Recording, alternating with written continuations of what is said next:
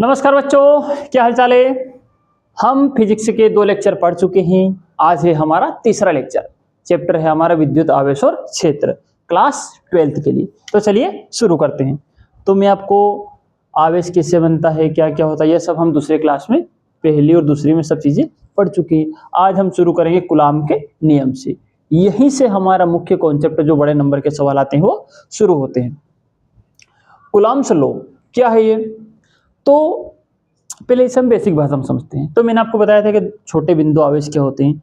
जब इलेक्ट्रॉन किसी पदार्थ से बाहर निकल जाते हैं या उसके अंदर एंट्री करते हैं तो उस पदार्थ पर या उस परमाणु पर आवेश आ जाता है, उसी को हम आवेश कहते हैं। और यदि कोई छोटे छोटे दो आवेश हो, कैसे बिंदु आवेश। अब बिंदु से मतलब ये नहीं कि बिल्कुल बिंदी जैसे। बिंदु आवेश यदि दो बिंदु आवेश हैं, बिंदु से मतलब वो दूर दूर रखे। जैसे एक यहाँ से 100 मीटर दूर रखा है तो यहाँ से देखेंगे तो छोटा सा बिंदु दिखाई देगा। एक उससे 100 मीटर दूर रखा है और वहां से देखेंगे तो वो भी छोटा सा बिंदु टाइप दिखाई देगा। छोटा सा है लेकिन बिंदु जैसा दिखाई दे रहा है। तो बिंदु से मतलब आकार से कम है और दूरी से ज्यादा है। कि यदि उनके बीच की दूरी बहुत ज्यादा हो और उस दूरी के मुकाबले उनके आकार बहुत कम हो तो वही बिंदु आवेश कहलाता है। तो यदि दो बिंदु आवेश हैं और वो दूर दूर रखे हुए हैं, अब आवेश में क्या होता है, जैसे आपने देखा हो कि लाइट जो इलेक्ट्रिसिटी होती है, विद्युत, ये क्या होती है, इसके अंदर विद्युत क्षेत्र होता है।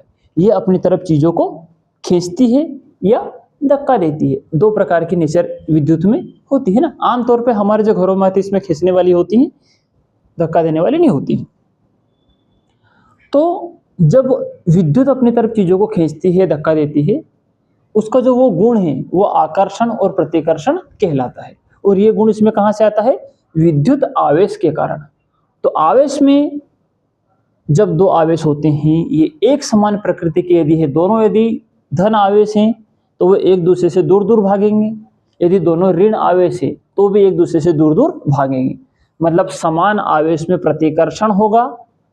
और यदि असमान आवेश है, एक धनात्मक आवेश है और एक ऋणात्मक आवेश है, एक पॉजिटिव है और एक नेगेटिव है, तो उनमें दोनों में अट्रैक्शन होगा, आकर्षण होगा।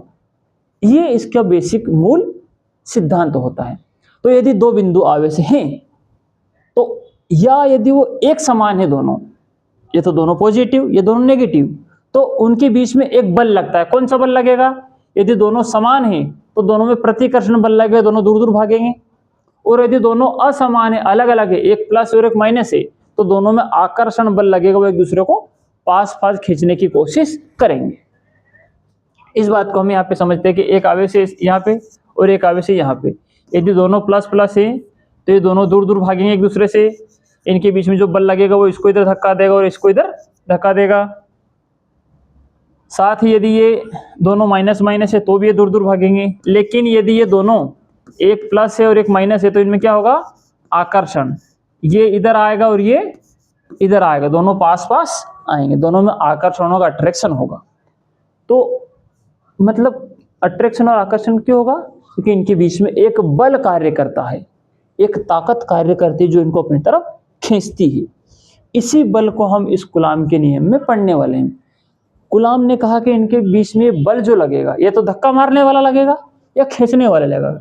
ये कितना लगेगा, किस हिसाब से लगेगा, इसका माप तोल हम किस प्रकार करेंगे, कैसे इसका मेजरमेंट करेंगे, ये इस नियम में हमें पढ़ना है। तो ये तो हमें पता चल गया कि दो आवेश के बीच में बल लगता है, या तो वो खींचेंगे या धक्का मारेंगे। कितना धक्का देंगे, कितना बल लगाएंगे, वो कैसे निकालेंगे। तो यदि दोनों आवेश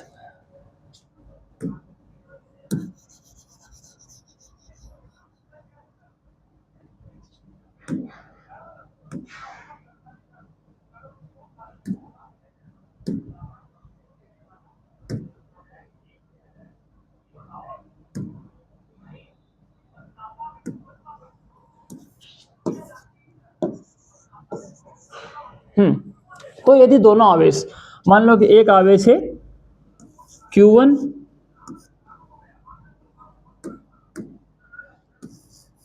एक आवेश है Q1 और दूसरा आवेश है Q2। यदि ये दोनों पॉजिटिव हैं तो ये दोनों एक दूसरे को क्या करेंगे, यदि एक प्लस और एक माइनस है तो ये दोनों एक दूसरे को अपनी तरफ खींचेंगे, इनके बीच में बल लगेगा। कौन सा बल लगेगा, बल को नाम दे दिया हमने एफ। कौन सा, एफ यानी कि फोर्स। यदि दोनों एक जैसे हैं प्लस या माइनस तो ये दूर दूर भागेंगे। इस स्थिति में भी क्या लग रहा है, यहाँ पे बल कार्य कर रहा है। तो ये बल कितना होगा, तो मान लो कि ये आवेश है Q1 है ना, ये आवेश है Q1 और Q2, तो कितना बल लगेगा। तो आवेश को काय में मापते हैं हम, क्या यार ये फीचर क्यों काम नहीं कर रहा इसका, बैक टिप छोड़ो इसको, भाड़ में जा। तो कितना बल लगेगा इनका दोनों के बीच में, तो इनके बीच में लगने वाला बल मान लिया जाए कि ये जो आवेश है इसका परिमाण है Q1, इसका परिमाण है Q2। मतलब क्या है, परिमाण क्या वाला है, तो जैसे हम किसी वस्तु को जब उसका वजन तोलते हैं तो कैसे तोलते हैं कि ये 1 किलो है, ये 2 किलो है, ये 4 किलो है। तो जो वजन है 1 किलो 2 किलो 3 किलो वो उसका परिमाण है। जैसे हमें एक दूरी 10 किलोमीटर है, एक दूरी 15 किलोमीटर है, तो जो ये 10 किलोमीटर और ये 15 किलोमीटर जो ये दूरी है, ये किलोमीटर में जिसको हम माप रहे हैं 10 15 20, ये क्या है, उस दूरी का परिमाण है। किसी भी वस्तु को मापने पर उसका जितना उसका मान आता है उस मान को हम कहते हैं परिमाण। तो आवेश को काय में नापते हैं हम, कूलाम में। काय में मापते हैं, कूलाम में। क्यों, क्योंकि आवेश की का जो सिद्धांत था वो किसने दिया, मिस्टर कूलाम ने, कूलाम नाम के वैज्ञानिक ने। तो फिर आवेश की इकाई भी काय में रखी हमने, कूलाम में। जैसे दूध को हम लीटर में नापते हैं, पानी को लीटर में नापते हैं, उसी प्रकार आवेश को नापते हैं कूलाम में। तो यदि कोई आवेश है या तो 1 कूलाम 2 कूलाम 3 कूलाम 4 कूलाम ऐसा होगा वो, तो उस आवेश को हम कूलाम में मापते हैं और आवेश का परिमाण होगा Q1 और इस आवेश का परिमाण होगा Q2। इसी को कहते हैं हम आवेश का परिमाण। तो अब इनके बीच में बल कितना लगेगा, तो न्यूटन ने बताया, कूलाम ने, कि यदि 2 आवेश हैं और इनके बीच में कोई बल लग रहा है तो इस बल का मान कितना होगा, F का, इसका परिमाण को हमने Q1 मान लिया और इसका परिमाण इसको हमने Q2 मान लिया। इनका दोनों का कर देंगे गुणा, तो इनका दोनों का गुणा करने पे निकलेगा इनका गुणनफल। तो कूलाम ने कहा कि 2 आवेशों के बीच में जो भी बल लगेगा, आकर्षण हो या प्रतिकर्षण हो, तो उसका मान कितना होगा, दोनों आवेशों का जितना परिमाण होगा उस परिमाण का गुणा कर दो, मतलब उसका गुणनफल निकाल लो। उस गुणनफल के अनुक्रमानुपाती होगा। अनुक्रमानुपाती का मतलब क्या है, आवेशों का मान बढ़ेगा तो बल का मान भी बढ़ेगा। मतलब एक आवेश 10 कूलाम है, दोनों 10 कूलाम के आवेश है, तो टोटल बल कितना लगेगा, 20। मतलब 10 और 10 का गुणा कर लो 100। और यदि हमने परिमाण बढ़ा दिया, दोनों को 20-20 कूलाम के कर दिए, तो बल का मान भी बढ़ेगा। दोनों का परिमाण कम करेंगे, छोटे आवेश लेंगे, तो उनके बीच लगने वाला बल भी छोटा हो जाएगा। तो अनुक्रमानुपाती का मतलब है एक मान बढ़ाएंगे तो दूसरा मान भी बढ़ेगा, एक मान को यदि हम कम करेंगे तो दूसरा मान भी कम होगा। दोनों के आवेश का परिमाण बढ़ाएंगे तो लगने वाला बल भी बढ़ेगा, यदि दोनों के परिमाण को कम करेंगे तो बल भी कम होगा। दोनों का कम ज्यादा करना कह दो या दोनों का गुणनफल कम ज्यादा करना कह दो, एक ही बात है। मतलब एक को घटाया, एक को ऐसे रहने दिया, दूसरे को बढ़ा दिया तो भी गुणनफल बढ़ जाएगा, या एक को बढ़ाया नहीं और एक को घटा दिया तो भी गुणनफल घटेगा। तो अनुक्रमानुपाती मतलब बल भी घटेगा। तो कूलाम ने कहा कि इनके दोनों का बीच में लगने वाला बल कितना होगा, इनके दोनों के परिमाणों के गुणनफल के अनुक्रमानुपाती होगा, बराबर नहीं होगा। इनका दोनों का जो गुणनफल है उसके अनुक्रमानुपाती होगा।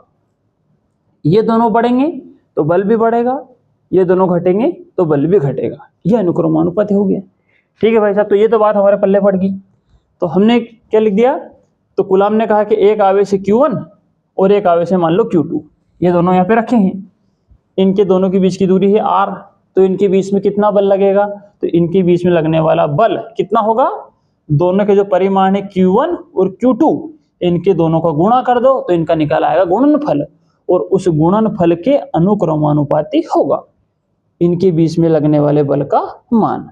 ये उसने कही पहली बात, यही इस नियम की पहली बात है। दूसरी क्या है? दूसरी है कि जो इनके बीच की दूरी है, कितनी दूरी मान ली? आर मान ली हमने, आर मान लो, ए मान लो, बी मान लो, जिसका जो मन पड़े वो मान लो, कोई फर्क नहीं पड़ता है। तो हमने इसके तो उसके बीच, दोनों के बीच की दूरी मान ली आर। तो दूसरी बात बोली कि इनके बीच की जो दूरी होगी कितना बल लगेगा? पहली बात तो कह दी कि दोनों के गुणनफल के बराबर लगेगा, और दूसरी बात कह दी कि जो बल है इनके बीच की जो दूरी है उस दूरी का कर, उस दूरी के वर्ग के व्युत्क्रमानुपाती होगा। मतलब समझिए बात का क्या है। यदि उस दूरी का वर्ग कर दो, दोनों के बीच की दूरी क्या है? आर, उस दूरी का कर दो वर्ग, और उस वर्ग के व्युत्क्रमानुपाती बल लगेगा। मतलब दोनों के बीच लगने वाला बल यानी कि F, इनके दोनों के बीच की दूरी के वर्ग के व्युत्क्रमानुपाती। व्युत्क्रमानुपाती का मतलब है कि संख्या को 1 का बटे में लिखनी है, भाग में ले जाना है उसको। और इसका प्रैक्टिकली मतलब होता है व्युत्क्रमानुपाती का कि यदि हम एक का मान बढ़ाएंगे तो दूसरे का मान घटेगा, और यदि एक का मान दूसरे का घटाया तो एक का बढ़ेगा। यानी कि एक को घटाएंगे तो दूसरा बढ़ेगा, या इधर वाले को घटाया तो वो बढ़ा और इधर वाले को बढ़ाया तो वो घटा। दोनों का सिस्टम उल्टा होगा, एक बढ़ेगा तो एक घटेगा, फिर यदि एक को घटाया तो दूसरा बढ़ेगा, दोनों उल्टे चलेंगे, उल्टी दिशा में। व्युत्क्रमानुपाती का मतलब ये होता है ना, गणित में इसको हम और डिटेल में पढ़ेंगे। तो व्युत्क्रमानुपाती के बराबर होगा ये नहीं कहा है उसने, व्युत्क्रमानुपाती होगा। व्युत्क्रमानुपात के लिए हमेशा अनुक्रमानुपाती हो या व्युत्क्रमानुपाती हो, डायरेक्टली प्रोपोर्शनल या इनवर्सली प्रोपोर्शनल, तो इसके लिए हम इस प्रकार के चिन्ह का प्रयोग करते हैं, बराबर का चिन्ह का उपयोग नहीं करते हैं। तो ये दो बातें उसने मुख्य रूप से बोली, और भी कई बातें, लेकिन दो बात पे ही ये पूरा कॉन्सेप्ट टिका हुआ है कि लगने वाला बल दोनों आवेशों के गुणनफल के अनुक्रमानुपाती होगा और उनके बीच की दूरी के वर्ग के अनुक्रमानुपाती होगा। मतलब दूरी को हमने नीचे लिखना बटे में। ये दो बातें उसने मुख्य रूप से बताई, इसी से पूरा कॉन्सेप्ट डेवलप हुआ है। अब यदि इन दोनों समीकरण का, इसको समीकरण नाम देते एक, इसको समीकरण नाम देते दो, इधर भी एफ है और इधर भी एफ है, मतलब दोनों समीकरण में इधर की साइड एफ है, तो दोनों का हमने एक बार एफ ले लिया, दोनों समीकरण को हमने क्या कर दिया? मिक्स। तो इधर तो एफ था, कोई फर्क नहीं पड़ा। जैसे आपने गणित में एक फॉर्मूला देखा होगा, जैसे कि ये है एफ बराबर मान लो है 2k, और इधर है एफ बराबर 4k। तो हम क्या करते थे? इस 4k को भी क्या लिख देते? इसके बराबर लिख देते, क्योंकि ये भी f के बराबर, तो तीनों आपस में बराबर हो जाते हैं। यानी कि इधर वाली चीज को हमने सिर्फ एक ही बार लिया और उनको बराबर में लिखा, लेकिन यहाँ पे बराबर में ना लिखकर इनको हम करते थे मिक्स। इसको भी f और f को एक बार लिख दिया, समानुपात का चिन्ह भी एक बार ले लिया, मतलब अनुक्रमानुपाती का और उत्क्रमानुपाती का, तो दोनों को एक बार लिख दिया, चिन्ह भी एक बार लिख दिया, और इधर जो चीजें उनको कर दिया मिक्स, ऊपर है उनको ऊपर लिख दिया और आर नीचे था तो उसको नीचे लिख दिया। तो इससे बन जाती है हमारे समीकरण नंबर 3, ये बन गई।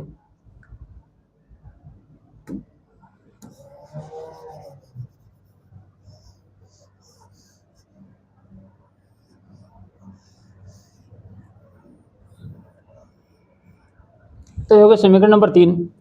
कैसे बनी है? समीकरण 1 और 2 को हमने मिक्स कर दिया, एफ इधर आ गया, इसकी जगह ये आ गया, और ये दोनों ऊपर हो गए। अब हमें समीकरण बनाने के लिए हमेशा इस समानुपात के चिन्ह को हटाना पड़ता है और इसकी जगह लगाते हैं हम बराबर का चिन्ह। लेकिन कभी भी अनुक्रमानुपाती, व्युत्क्रमानुपाती, समानुपात का चिन्ह जब हम हटाते हैं तो उसको डायरेक्ट नहीं हटा सकते, और डायरेक्ट हटाकर उसकी जगह पे बराबर का चिन्ह नहीं लगा सकते। उसकी जगह पे कोई ना कोई कांस्टेंट, कोई ना कोई नियतांक लगाना पड़ता ही। तो इस जब समानुपात, इस अनुक्रमानुपाती के चिन्ह को जब हम हटाएंगे और इसकी जगह लगाएंगे बराबर का चिन्ह, तो जब बराबर का चिन्ह लगाएंगे और इसको हटाएंगे तो बराबर के चिन्ह के साथ में एक और चीज लगानी पड़ेगी हमें, कोई भी नियतांक। तो कुलाम ने कौन सा नियतांक लगाया? के, जिसे हम कुलाम नियतांक भी कहते हैं, कुलाम का नियतांक भी कहते हैं, या कुलाम का कांस्टेंट। तो एफ को इधर था एफ लिख दिया, बराबर समान अनुक्रमानुपाती को हटाया और बराबर लगा दिया, और जब बराबर लगाते हैं इसको हटाकर तो एक के भी लगाना पड़ता है साथ में, वो भी लगा दिया, और बाकी चीजें जो इधर लिखी थी उसको ऐसा कैसा लिखा रहने दिया। यही है कूलाम का नियम। एक बार ध्यान से सुन लो, क्या है कूलाम का नियम। कूलाम ने कहा कि यदि दो बिंदु आवेश स्थिर हो, पहले बात तो वो स्थिर होने चाहिए ना, तो एक चीज यहाँ पे ध्यान रखे, है ना। ये पॉइंट वैसे मैंने बना दी है, लेकिन ना भी बनाओ तो ऐसी कोई समस्या वाली बात नहीं है। क्या है, यदि दो बिंदु आवेश स्थिर हो तो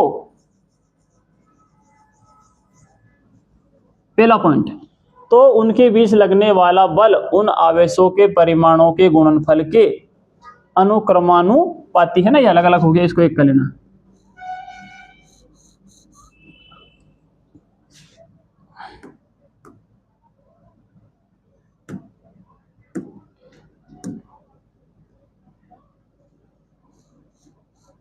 अनुक्रमानुपाती होता है तथा, तो पहली पॉइंट क्या बोला, यदि दोनों बिंदु आवेश, ये तो बिंदु आवेश होने चाहिए और साथ में वो स्थिर होने चाहिए। ऐसा नहीं है कि एक उधर भाग रहा है, यदि वो एक दूर रखे हुए हैं, दूर दूर और स्थिर हैं, हवा में हिल नहीं रहे हैं, रखे हुए हैं, तो यदि दो बिंदु आवेश स्थिर हो तो उनके बीच में लगने वाला बल कितना होगा, उन आवेशों के परिमाणों के गुणनफल के बराबर। तो ये गुणनफल के बराबर, गुणनफल के अनुक्रमानुपाती, तो अनुक्रमानुपाती हमने यहाँ लिख दिया था।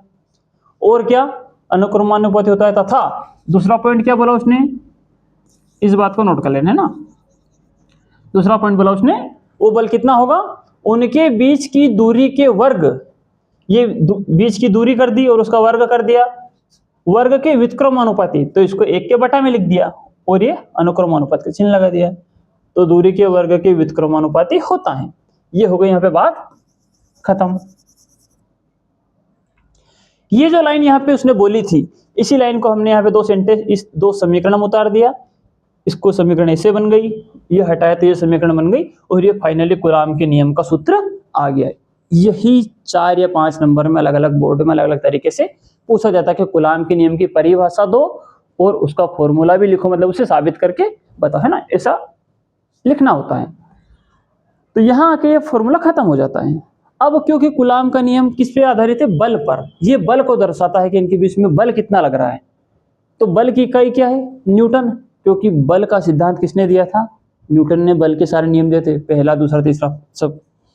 तो उसी प्रकार कूलाम ने ये वाला बल दिया, तो इसके बल की इकाई होती है न्यूटन, तो हमने लिख दिया एन, डायरेक्ट एन भी लिख सकते हैं, न्यूटन भी लिख सकते हैं। जैसे दूरी को किलोमीटर में मापते हैं, उसी प्रकार बल को न्यूटन में मापते हैं, न्यूटन उसकी यूनिट है।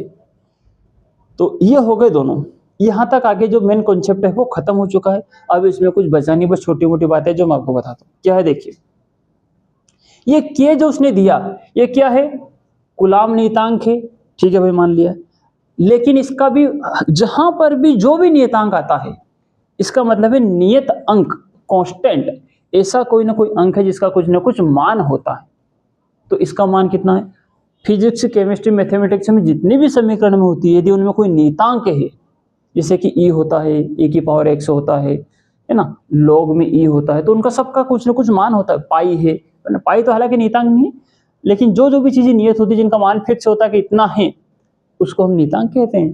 तो ये नियतांक है, तो मतलब इसका कोई ना कोई मान भी होगा। तो इसका मान कितना बताया कूलाम ने निकाल के लिए, तो कूलाम ने कहा कि यदि दो आवेश या तो हवा में रखे हुए हैं, वायु में, या ऐसी जगह पे रखे जहां पे वायु नहीं है, तो वायु के लिए बच्चों एक शब्द है वात। वायु को क्या कहते हैं, वायु को कहते हैं वात।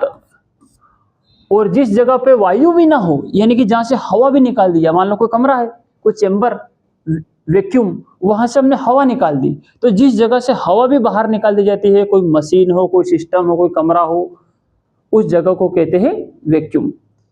तो जहां से वात को, यानी कि वायु को बाहर निकाल दी जाए, जिस जगह पे वायु भी ना हो, उस जगह को कहते हैं निर्वात। क्या कहते हैं, निर्वात। तो वायु ना हो उस जगह को कहते हैं निर, है ना, ये र ऊपर आ जाएगा और ये वात, ऐसा कैसा, वात इसमें जुड़ गया, निर्वात, है ना। तो निर्वात का मतलब है वायु का ना होना, हवा का ना होना। तो कूलाम ने कहा कि यदि दो आवेश या तो वायु में रखे हैं या निर्वात में रखे हो, तो इस के का मान क्या होगा, ये होगा। यहाँ तक फॉर्मूला दे दिया उसने, और उसने के का मान बताया। किसके लिए बताया? कि यदि दोनों आवेश या तो हवा में रखे हैं या निर्वात में रखे हो तो के का मान ये होगा। कितना? के का मान होगा वायु या निर्वात के लिए 1/4πε0 बराबर, तो के का मान ये भी है। और इसको जब आगे चल के हल करते हैं तो ये मान आता है। ये कैसे आता है? क्योंकि हमें पता है 4 का मान 4 है, पाई का मान हम 22/7 ले लेते हैं, और इस एप्सिलॉन नोट का भी मान होता है। एप्सिलॉन नोट का मान कितना होता है? देखिए 8.854 × 10⁻12 पर newton metre minus square two, और ये कूलम वर्ग, ये होता है इस एप्सिलॉन नोट का मान। जब एप्सिलॉन नोट का मान हम यहाँ पे रखते हैं, पाई का मान रखते हैं, तो के का मान फाइनली निकल के कितना आ जाएगा? 9 × 10⁹ न्यूटन मीटर स्क्वायर पर मीटर स्क्वायर। ये बातें याद रखनी है, परीक्षा में डायरेक्ट ऑब्जेक्टिव में पूछा जाता है दोनों चीजें। एप्सिलॉन नोट का मान कितना होता है? ये कहां से आया? कूलम ने कैलकुलेशन करके निकाला। ये मान कहां से आया? तो ये मान भी कूलम ने कैलकुलेशन करके ही निकाला। तो के का मान ये भी होता है, और इसको और हल कर लो तो ये भी आ जाएगा, नहीं कि दोनों ही के मान हैं। उसमें ई का मान हमें याद रखना है, ये होता है। ध्यान देने वाली बात ये है कि जो एप्सिलॉन नोट है ये क्या है? ये है निर्वात की विद्युतशीलता, परमिटिविटी ऑफ फ्री स्पेस, है ना। तो ये हो गया।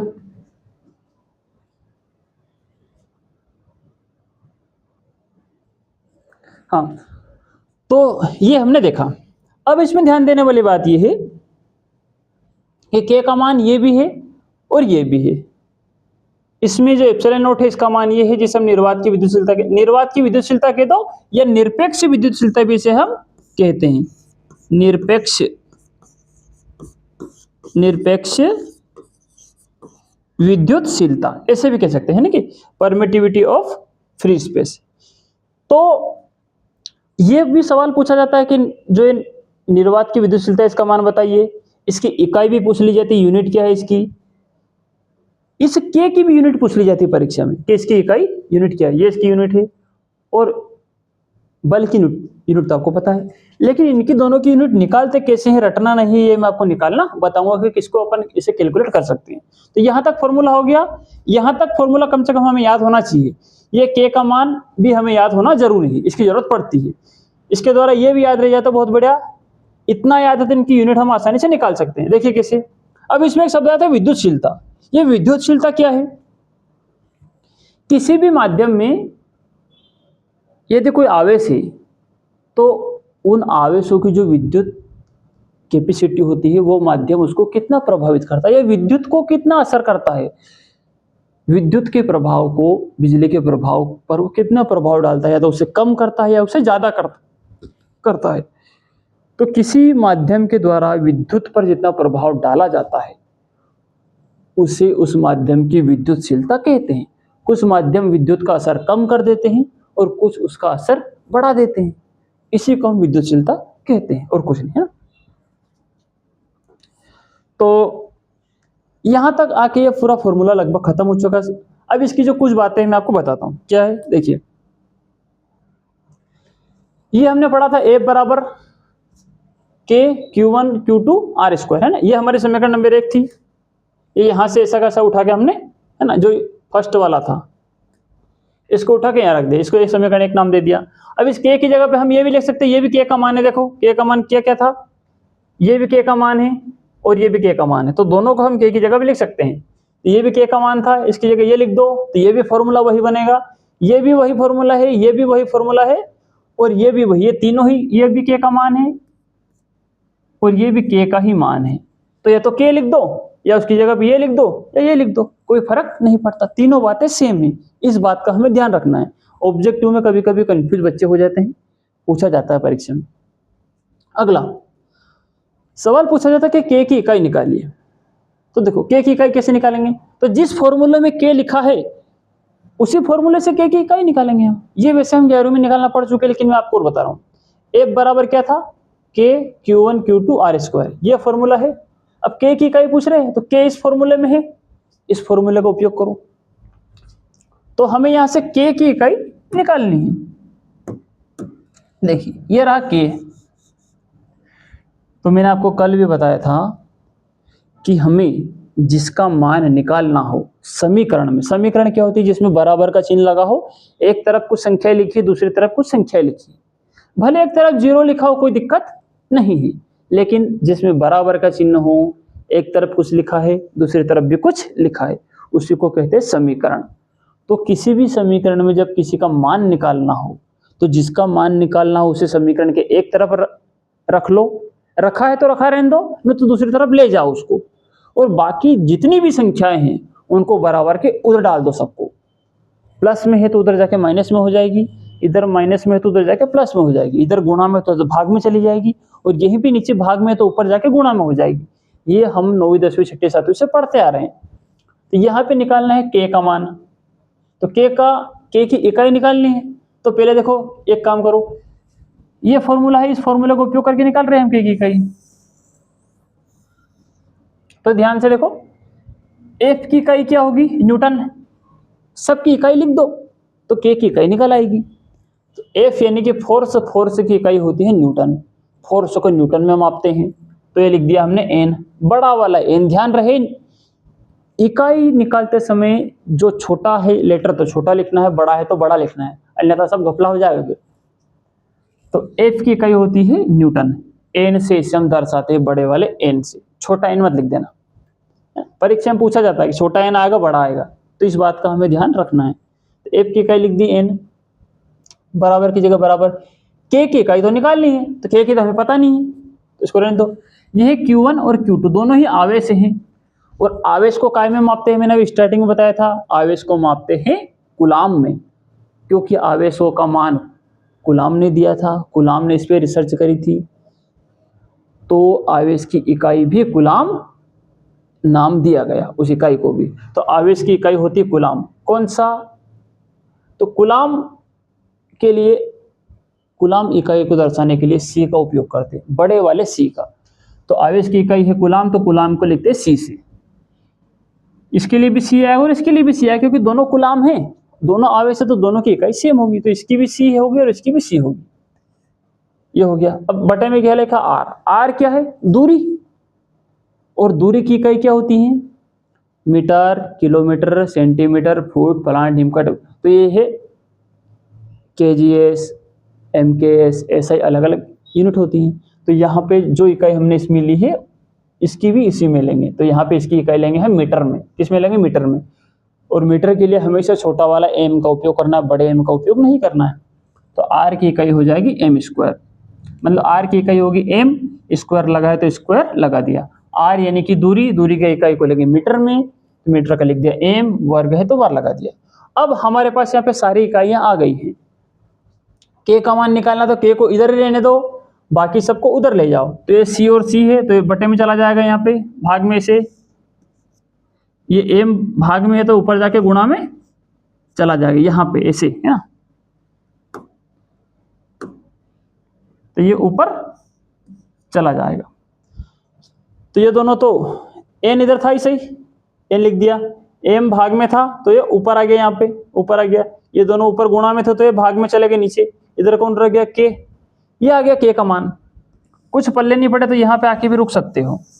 ये आ गई k का मान, k बराबर क्या है, न्यूटन मीटर स्क्वायर पर कूलाम स्क्वायर।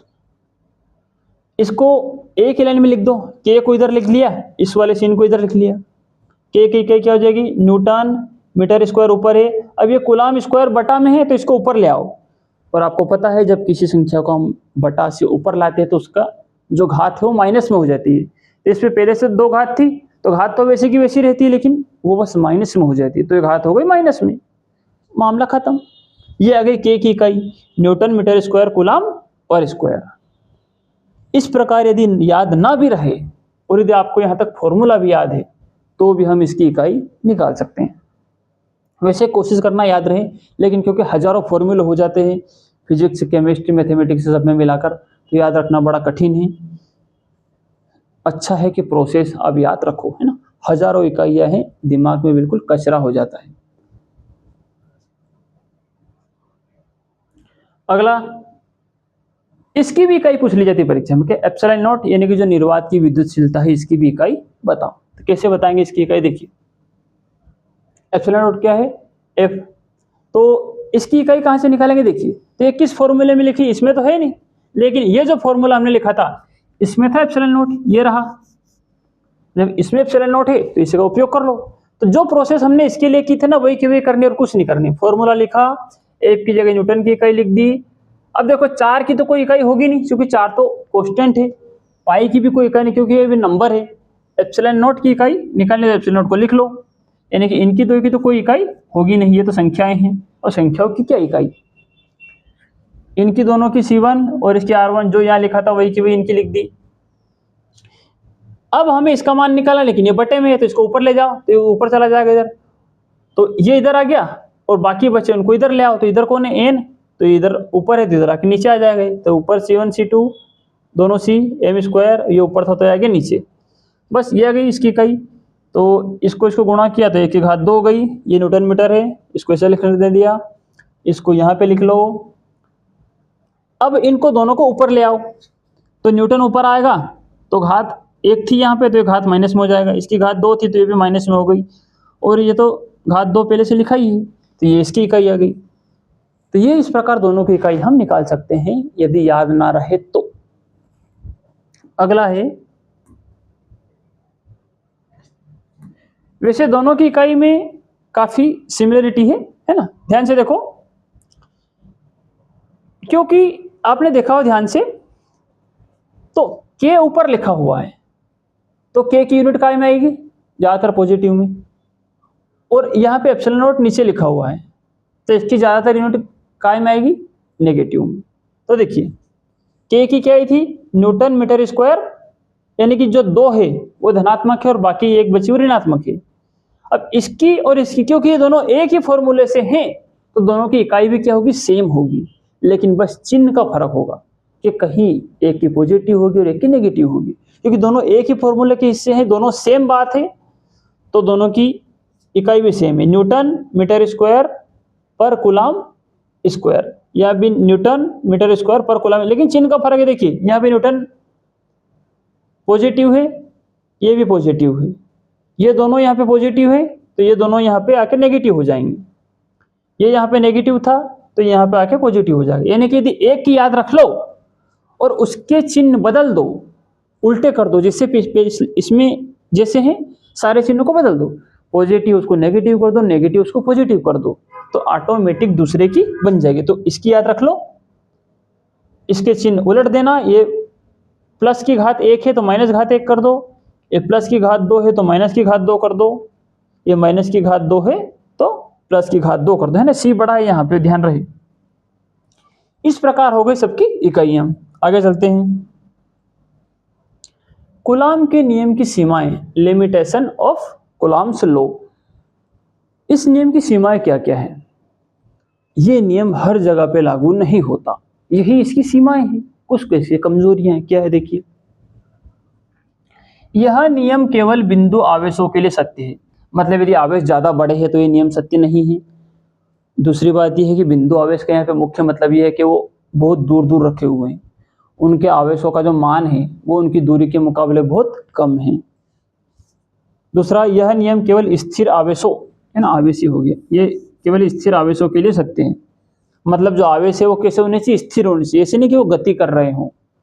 दूसरा, तीसरी क्या है? यह नियम बहुत अधिक दूरी, यदि दो आवेश बहुत ज्यादा ही दूर दूर रखें तो फिर क्या बल लगेगा उन पे? असर ही नहीं होगा, तो भी ये बल काम नहीं करेगा। और दो आवेश बिल्कुल चिपका दिए, बहुत ज्यादा पास पास आ गए, तो वो तो फिर मिक्स ही हो जाएंगे एक दूसरे में, तो फिर क्या बल लगेगा उन पे? वो तो खींच ही नहीं पाए। जब एक ही हो गए तो खींचेंगे कौन किसको?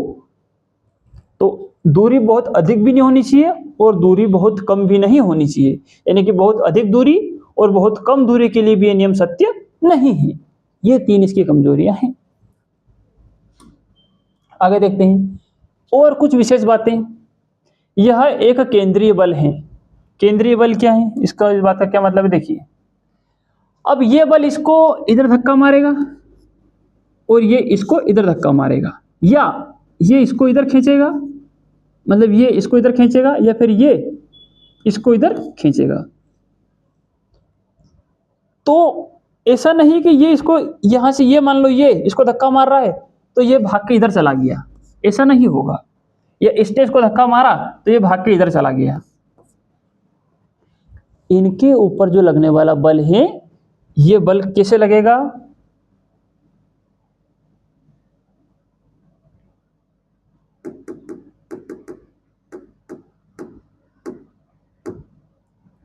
देखिए,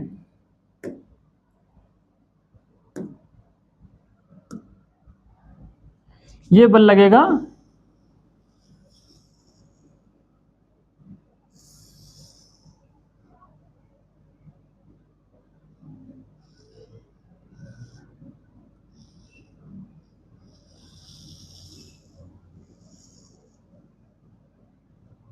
ऐसे।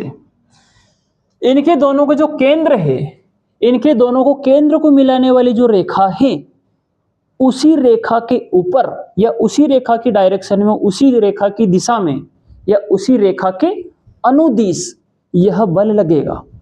यदि दोनों पास पास आएंगे तो उसी लाइन पे पास पास आएंगे। ऐसे नहीं कि एक इधर से घूम के आ गया और एक इधर से घूम के आ गया पास, ऐसे नहीं।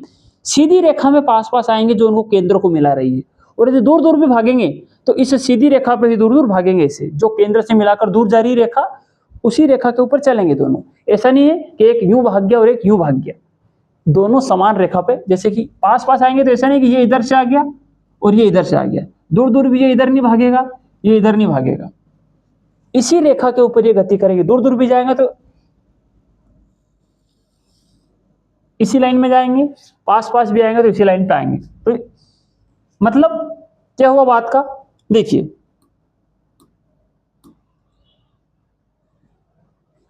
यह एक केंद्रीय बल है। केंद्रीय बल मतलब केंद्र की दिशा में लगने वाला बल। तो यह एक केंद्रीय बल है, अर्थात यह बल दोनों आवेशों को जोड़ने वाली सीधी रेखा में लगता है। यह मतलब इस बात का।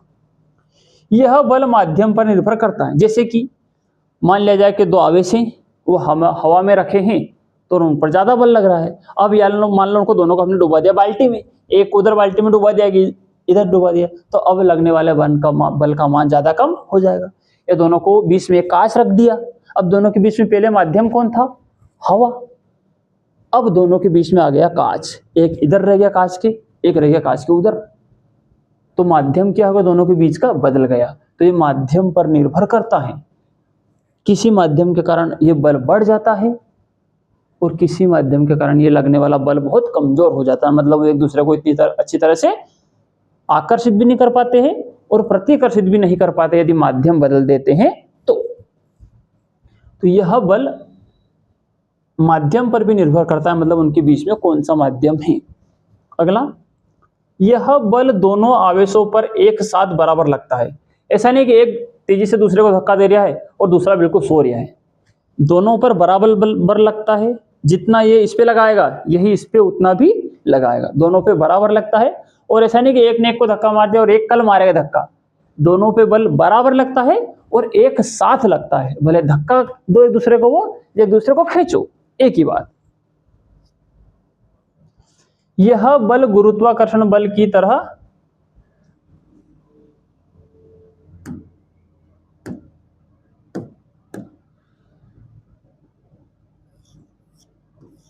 दूर दूर से कार्य करता है ना, ये से कार्य एक साथ हो गया ना। तो यह बल गुरुत्वाकर्षण बल की तरह दूर से कार्य करता है। गुरुत्वाकर्षण बल क्या है? कोई भी वस्तु किसी भी ग्रह से, जैसे कि कोई पिंड है तो उनमें भी गुरुत्वाकर्षण होता है, धरती भी चीजों को खींचती, चांद भी खींचता, सभी चीजें खींचती। तो अपन धरती को उदाहरण लेते, तो यदि कोई वस्तु ऊपर जाती है तो धरती उसे वापस दूर से ही अपनी तरफ खींच लेती है। यानी कि दूर से ही ये गुरुत्वाकर्षण बल जो धरती लगा रही है, ये दूर से भी काम करता है। ठीक उसी प्रकार यह बल भी गुरुत्वाकर्षण की तरह दूर से काम करता है। यानी कि दो आवेश यदि दूर दूर हैं तो उनके बीच में आकर्षण या प्रतिकर्षण बल लगेगा। अगला, यह बल निर्वात में, ये कुछ चीजें ध्यान रखना आप, थोड़ा है ना लिखने में प्रिंटिंग मिस्टेक हो गई है हमारे एडिटर साहब से। यह बल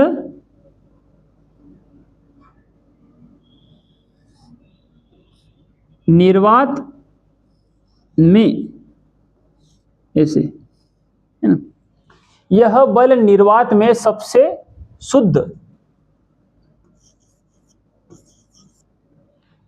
निर्वात में सबसे शुद्ध रूप में लागू माना जाता है। यानी कि ये बल सबसे सही कहाँ माना जाता है कि हाँ सही साट लग रहा है यहाँ पे कूलाम के अनुसार, निर्वात में, जहाँ कोई माध्यम ना हो, पानी मतलब पानी, तेल, मिट्टी, कांच, कुछ भी ना हो, दो आवेश जब हवा में रखे हो, या ऐसे बोल दो कि हवा भी नहीं है, निर्वात है, कुछ नहीं है, वहां पे यह सही साट बल लगता है। इसकी सही साट कैलकुलेशन हम कर सकते हैं। तो यह बल निर्वात में सबसे शुद्ध रूप में लागू माना जाता है। अगला, आवेशों का मान बढ़ने पर यह बल बढ़ता है तथा घटने पर घटता है।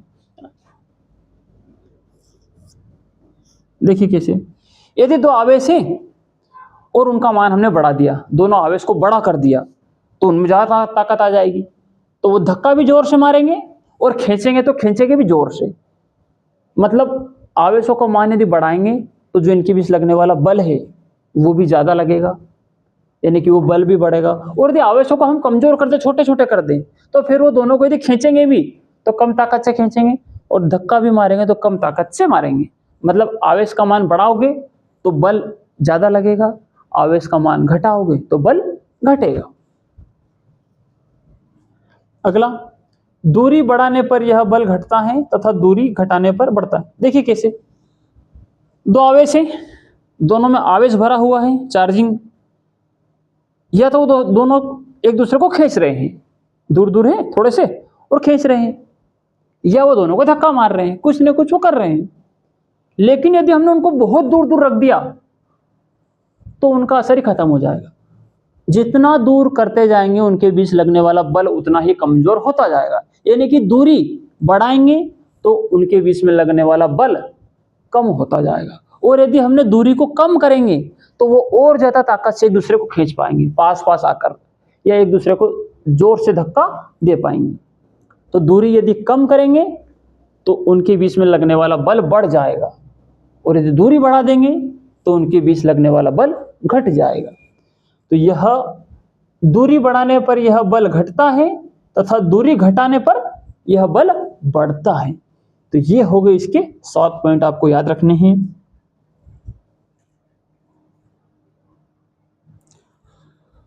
तो बच्चों, आज की क्लास में हमने कूलाम का नियम और इसकी कुछ सीमाएं और उसके कुछ विशेष बिंदु पढ़े।